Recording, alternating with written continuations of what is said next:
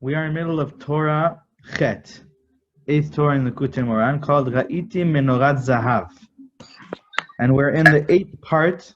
We're in the 8th part of this Torah. Okay, Ot Chet. In middle of the 8th part, in middle of Ot Chet, in Torah Chet. So, just to quickly recap, briefly, we're speaking about the breath of life. Rabbi Nachman speaks about how everything, Hashem has brought everything into existence and constantly brings everything into existence through the Ruach Chaim. Okay, the Ruach Chaim is the breath of life. And this is how Hashem created man, and this is how Hashem created the world, and this is how Hashem will eventually renew the creation of the world. And therefore, says Rabbi Nachman, when a person is lacking something, a person also needs this breath of life to fill that void. Whatever a person is lacking, a person needs to draw from this breath of life in order to fill the void. Just like creation, all of creation, the whole universe was created with this breath of life. So too, when a person is lacking anything specific, physical or spiritual, he needs to draw from this breath of life. And that's what this Torah is about. This Torah is about drawing from this breath of life. And Rabbi Nachman speaks about how a person can draw from this breath of life through sighing. When a person sighs to Hashem about the experience, he feels he's experiencing that lack deeply, and therefore he's sighing to Hashem for that.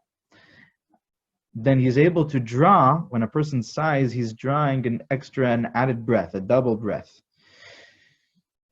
A person is blocked because he feels the lack, and then he draws this added breath, and that fills that lack, that fills that void. And that time he is drawing this energy, this breath of life, to remove whatever is deficient that person is lacking. And we spoke about how there are two ways to draw this breath of life. There are two types of, two sources where a person can draw this breath of life. A person can either draw this breath of life from the side of holiness, or from the other side, from the side of Tumah, from the side of Klipa. If a person draws it, if a person is connected to a Rav from the side of holiness, the rabbi from the side of holiness was called Rav Chesed, and that Rav is connected to the Torah, then he has the channel, he is the channel to draw this Ruach Chaim, this breath of life, from the Torah. But if a person is connected to the Rav Esav, that's the other side, Rav Reve Esav, there's a pasuk for Alufe Esav, then a person is drawing from the energy that will maybe temporarily fill up what his person is lacking, but it's only temporary. Just like this wind that is tremendously loud, the wind of the storm, Rabbi Nachman calls it, Ruach Zahav, that is tremendously loud and tremendously powerful and extremely great, but it's temporarily powerful. It's only at that time of the storm. Afterwards it falls away and there's nothing remaining from it. In the same way, if a person draws this energy, this breath of life from the Rasha, from the Rav of the Klipa, Rav of Esav, then that's also only temporary. And it could be as temporary as all the years that a person lives in this world, in this physical world. But then afterwards, there's nothing left of it. Whereas when a person draws from the Rav Chesed, then a person is drawing this breath of life in an eternal way, an infinite way. It's for beyond this physical world as well. And then we spoke about how, in our last year, we spoke about how the tzitzit, the four corners of the tzitzit, represent the four corners, the four directions. There are four different ruach, there's four different winds. Like the Gemara speaks about how every direction, the wind that comes from each direction has its own characteristics. And so the combination of all the four directions, the four winds, is where the breath of life comes from. Okay, and what does that represent? That represents the Yud Gimel Midot of Rachim. The Yud Gimel Midot of Rachim are, as the Zohar speaks about, it's in the Keter. These are 13 attributes that are in the Keter, and the Keter is the source, the one that all the 10 sfirot come out of. So it's kind of like the 4 letters of Yud Kei Vav Kei. The Arizal says, tonight is his Yortzeit, so the Shir is Li'ilu Nishmat and Lichvod Nishmat Arizal, that the 4 letters of Yud Kei Vav Kei represent the 4 directions, the wind, the ruach that comes from the 4 directions. And all the 10 sfirot are included in that. But the spike on the top of the Yud, in the Yud Kei Vav Kei, represents the Keter. And that's the source, that's the beginning from where all of the 4 letters of the Yud Kei Vav Kei comes from. So that spike on the top of the Yud is the Yud Gimel Midot Rachamim, that are all in the Keter. And from there comes about the 4 winds, the 4 sides of the tzitzit, the 4 directions. Okay, so from the combination of them, you have this representation, you have the revelation of the Keter, the Yud Gimel Midot. And that's where Rabbi Nachman says that when Hashem revealed to Moshe Rabbeinu the Yud Gimel Midot, it says, it points out in the Gemara that Hashem he covered himself, so to speak, with a talit. Why did Hashem don the talit? Why does the Gemara point that out? Why doesn't it speak about something else, maybe the tefillin? But it points out that Hashem, especially, it says that he donned the talit, this white talit. Why is it white also? And why is it a talit? So, first of all, the fact that it's a talit, it represents this ruach, this breath of life, that is drawn to us through the 4 elements. Rabbi Nachman spoke about how the 4 letters of Yud Kei Vav Kei are the source for the 4 elements in the world, the fire and the wind and the water and earth. And their source is the Yud Kei Vav Kei. And they are the 4 channels through which the breath of life is drawn into us. The Yud Gimel Midot is drawn to us through these 4 channels. And these 4 channels are the talit. And so when Hashem reveals to Moshe Rabbeinu the Yud Gimel Midot of Rachamim, he does so while he's wearing the talit to show to him that the way you can draw from the Yud Gimel Midot is through these 4 elements, through these 4 channels. But there are 2 ways that there are 2 representations of these 4 channels. There's either the 4 channels as they are represented by the tzaddik, the Rav of the Kedusha, the Rav Chesed, as Rabbi Nachman calls him. And that's somebody who has rectified himself from all of the negative character traits, all of the negative midot, the negative representations of the 4 elements. So we spoke about that. We had a whole shir about the Eish, the fire, being gaiva, being the pride, and the wind is all the inappropriate ways of using a person's desire to connect, a person's socializing and speaking in a negative way.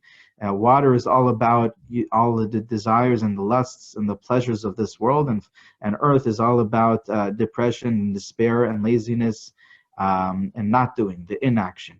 So when a tzaddik rectifies himself from all of the negative possibilities in these 4 elements, and he's completely purified the 4 channels, then he is wearing the talit lavan, the white talit.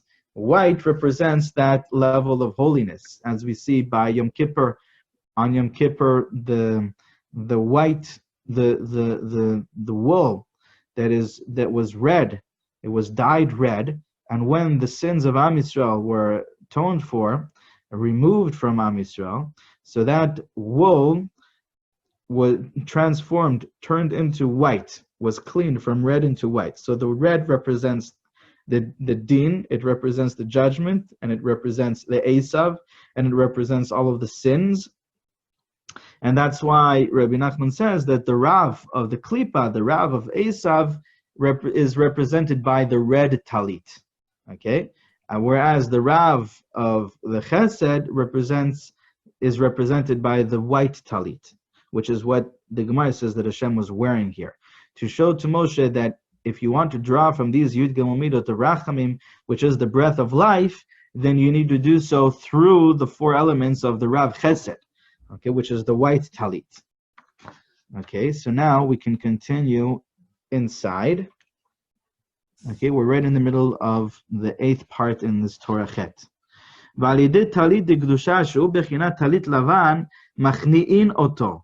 כי משם נמשך הרוח חיים לקדושה, שהוא בחינת 13 מידות של רחמים.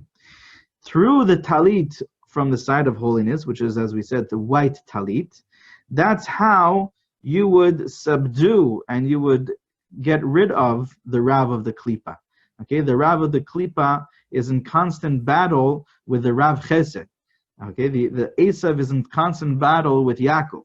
And as the Gemara says, that based on the Pasuk, Le'om mil'om ye'ematz, which is the prophecy that was given to Rivka about when Yaakov and Esav, when she was pregnant with both of them, that the power, when one of them is stronger, when one of them is strengthened, when Esav is strengthened, that causes the downfall of Yaakov. When Yaakov is strengthened, that causes the downfall of Esav. And so there's constant battle. And so what does that mean, it's a constant battle? It means that for you to draw from the breath of life, from the Rav of Chesed, from the side of holiness, you need to subdue the Rav of the Klipa. And so the way that you subdue the Rav of the Klipa is by drawing from the Rav of Chesed.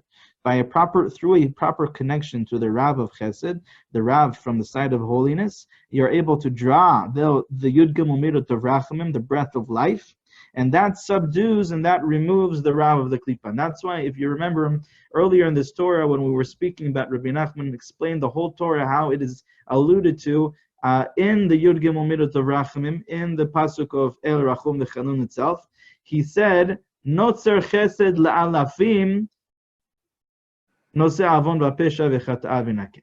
So he said, Notzer Chesed la'alafim is that the Rav Chesed, okay, is Notzer, he sweetens la'alafim. He sweetens and removes the negativity from the alafim, the alufi Esav, the Rav of Esav.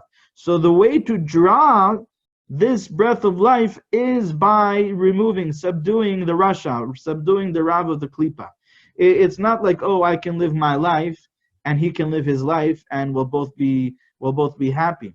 But for you, in order for you to draw from the Rav of Chesed, you need to subdue the Esav, because that's a negative force that is destructive and it's blocking your ability to draw from the side of holiness, the breath of life. But you do so by connecting to the Rav of Chesed, like we saw that Rabbi Nachman says, that you have the power to subdue the Rasha by being connected to a complete tzaddik, a tzaddik gamor, and by doing so, you are subduing the Rav of the Klipa, and that's the Notzer Chesed Lalafim, and that's how all the sins are also atoned for, as we saw that the sins are just another side, the other side of the coin for the deficiencies and the adversity that we experience in life. And so you do this with the Talit Lavan, with the white Talit from the side of holiness, you subdue the Rasha.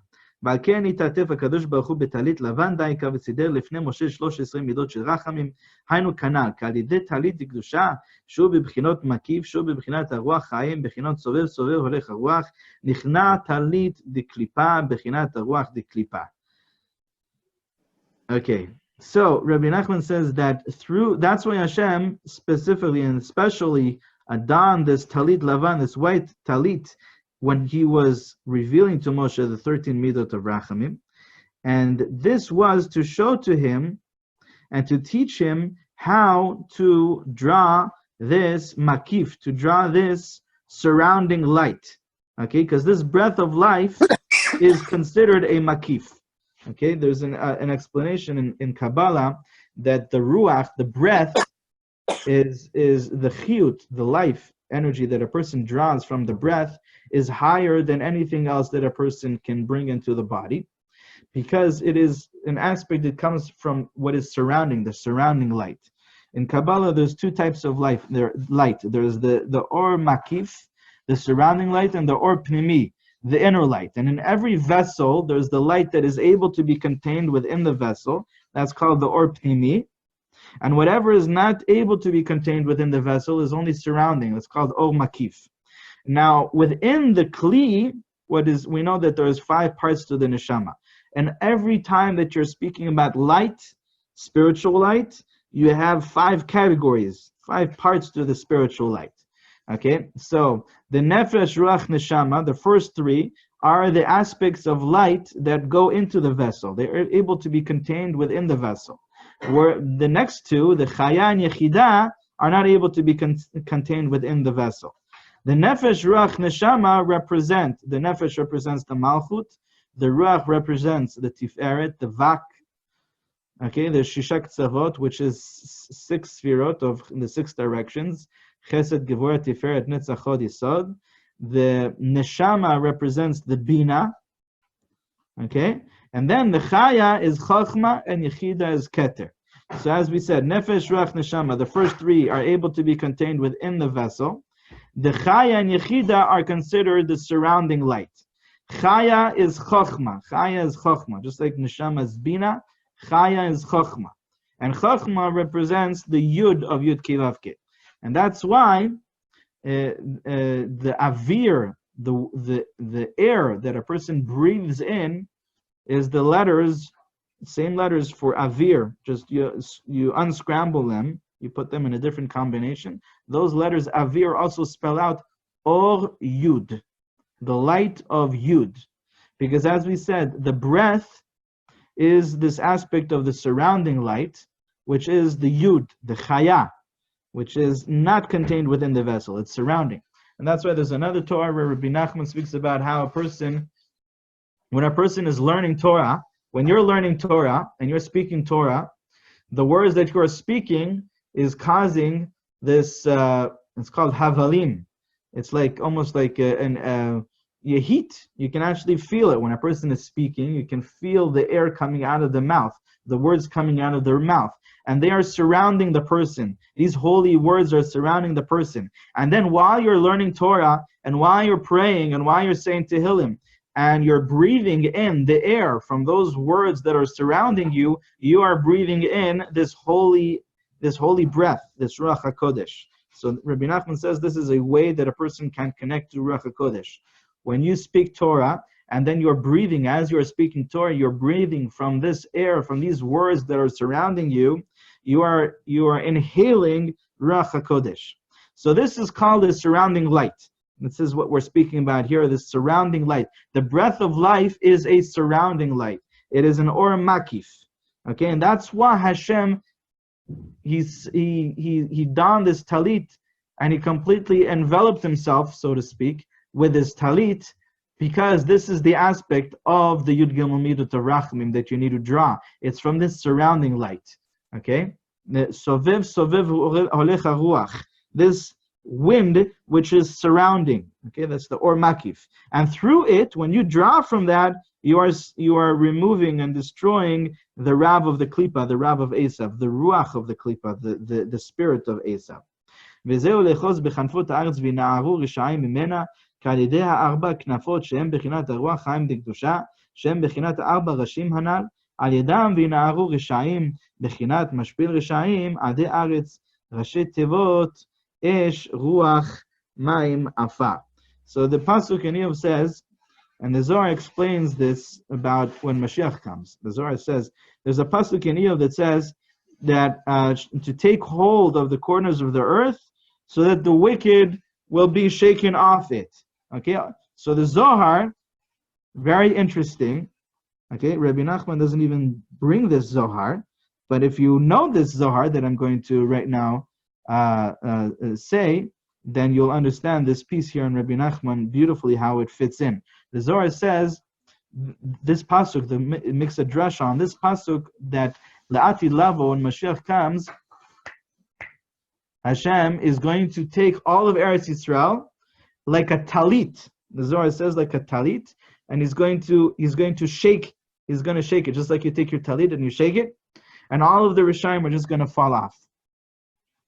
So that's what it says here. Lechos b'kanfot ha'aretz, to hold on to the corners of the earth, not Eretz Yisrael, the whole earth. Hashem is going to take the corners of the earth, the 4 corners of the earth, and shake it like a talit, and the Rishayim v'na'aru Rishayim imena, and the wicked will be shaken off of it.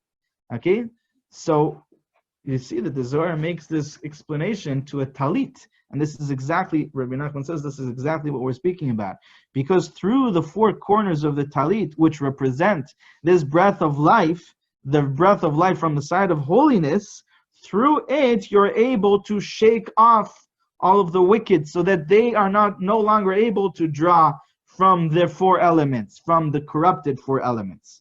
By shaking them off of the talit of holiness, you are causing that they are being shaken off of the four elements. They're no longer able to draw from the energy, from the breath of life.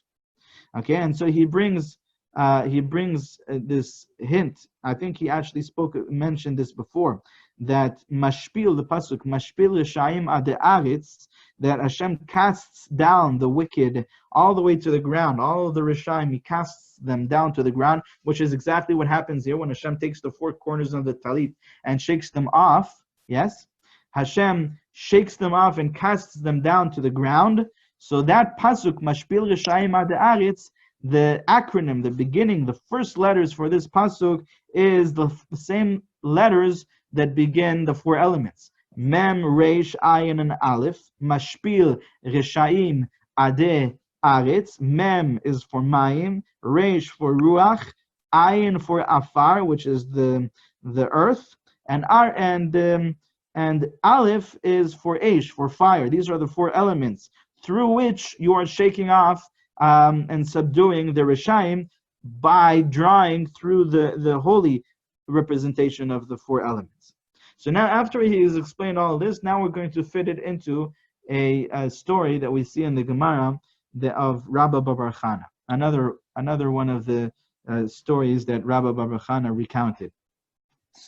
וזה פירוש, אמר רבא בר חנא, אמר לי ההוא תיה, תא ואח ולך מתי מדבר, אז לי וחזיתינו, ודמו כמן דמבצמו. So Rabbi Bar Chana said that there was this Arab merchant that said to me, come and I will show you the generation came out of Mitzrayim that died in the Midbar. I'm going to show you their graves. I'm going to show you their dead bodies. So I went with him, I followed him, and I saw them. And I saw them that they looked like these drunkards. They looked like they were drunkards. Okay, they were lying flat out. Veganu aparchid. Okay, so what does it mean they were like drunkards? We're going to see in the Rashbam, he explains that their face looked like rosy, like red, like someone who drank a lot of wine. Okay, so this is hundreds of years, probably maybe 1,000 years after they died, and still their cheeks are all red. Okay, which is tremendous. But we're going to see other really interesting things about this story.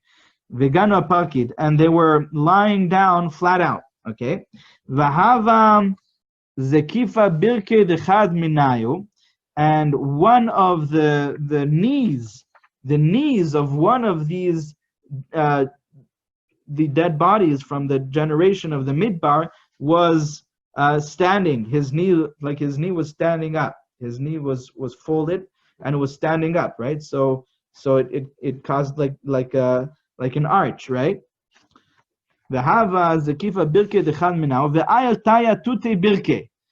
Okay, now he wants to point out to us how big they were.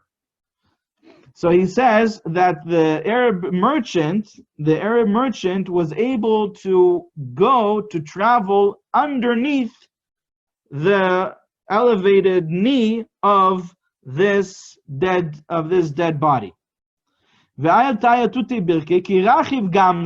just by himself, and don't say maybe he crawled underneath it. No, he not only could be standing, he was riding his camel while going underneath the knee, and his spear was upright. Okay, so this is really, really, really high. Vela nagabe, and he didn't touch the knee. That's how big the dead people of the Dora of the Midbar, the generation of the Midbar, were. It was kifa rumche velo nagabe. Okay, while he was there, he says, "Patski chad kana ditchelta dechad minayu."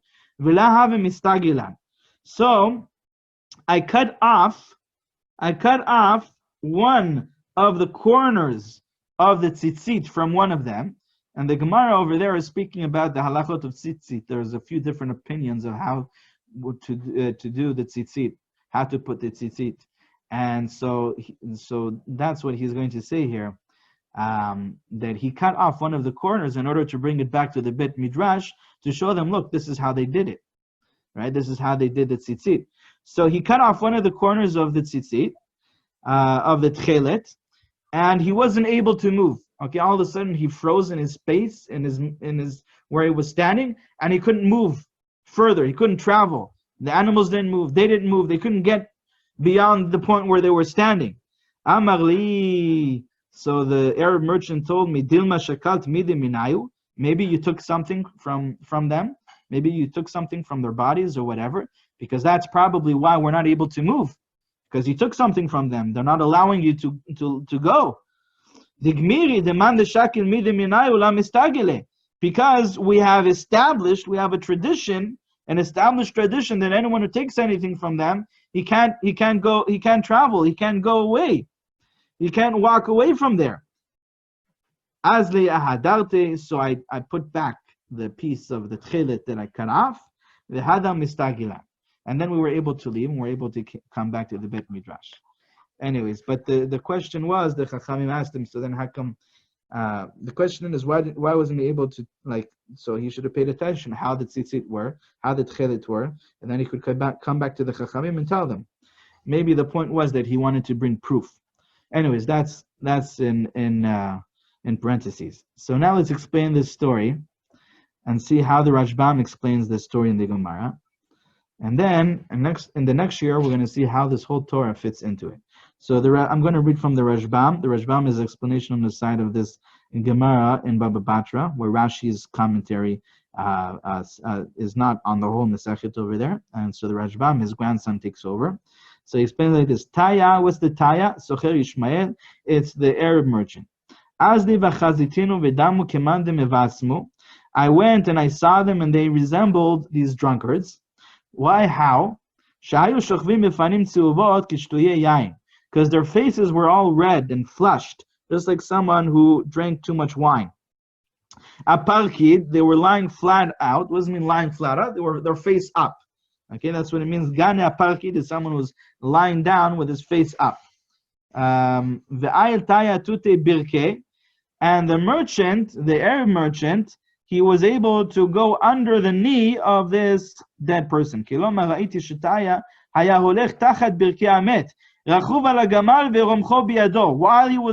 was riding his camel, and his spear was in his hand. And he didn't touch his knee. I cut off a corner. What corner? What is it? I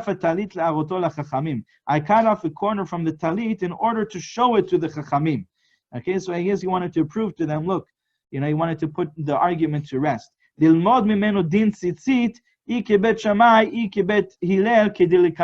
what the Gemara is speaking about over there, the opinion of Bet Shammai and Bet Hillel in tzitzit. And we were not able to leave. Even the animals weren't able to move any further. Okay, and tomorrow, Bezat Hashem, we'll see how this Torah of Rabbi Nachman, how he starts fitting in this Torah, how it's all alluded to in this story of Rabbi Bar Machana. Okay, I see that.